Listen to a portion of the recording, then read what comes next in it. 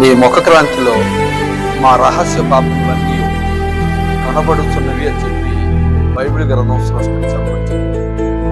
దేవుని పిల్లారా, యవనులారా, మీరు గమనించాలి, మా పాపములు ఎవరు చూడలేదులే అని. ఈ తల్లిదండ్రులను మోసపుచ్చుకున్నామేమో, ఈ తోబుట్టులను మోసపుచ్చుకున్నామేమో. దేవుని పిల్లారా, ఈ సమయంలో మనం గమనించినట్లయితే నీవును నేను గమనించాల్సిన విషయం, మన రహస్య పాపములు, నీ రహస్య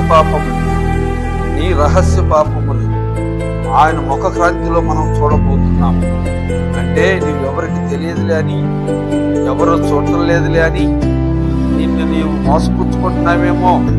మనము 4 పక్కలు చూస్తాం, ఎవరైనా నేను పాపం చేస్తుంటే చూస్తున్నారా అని 4 పక్కలు చూస్తాం. కానీ 5వ పక్క మాత్రం నువ్వు చూడవు. 5వ పక్క ఆకాశమందు అందుకని దేవుడు చెప్తున్న మాట ఏమిటంటే, మన రహస్య పాపములన్నీ ఆయన ముఖ దర్శనములో మనం చూస్తాము అని చెప్పి బైబిల్ గ్రంథం చెప్పొచ్చింది. కనుక దీపం ఉండగానే ఇల్లు చక్క పెట్టుకోమని చెప్పి బైబిల్ గ్రంథం చెప్పొచ్చింది. కనుక మనలో ప్రాణం ఉండగానే మనం దేవుని మందిరంలోకి ఇచ్చేసి దేవుని సన్నిధిలో మన పాపములు ఒప్పుకునే వారిగా ఉండాలని చెప్పి ఈ సమయంలో మీ అందరికీ తెలియచేస్తున్నాను.